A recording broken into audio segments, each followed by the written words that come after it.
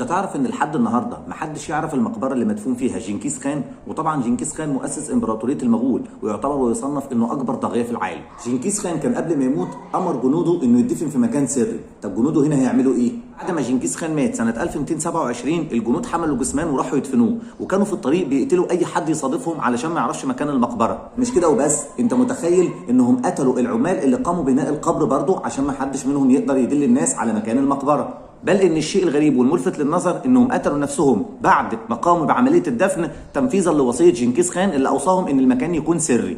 وكمان من خلال البحث لاحظنا ان شعب المغول نفسه رفضوا انه يبحث عن المقبره، وفي بعض الاقاويل بتقول ان الناس هنا بيقولوا او هم خايفين بمعنى اصح من ان لعنه اكتشاف المقبره تصيبهم، على اعتبار يعني ان اكتشاف مقبره جنكيز خان هتكون نهايه العالم.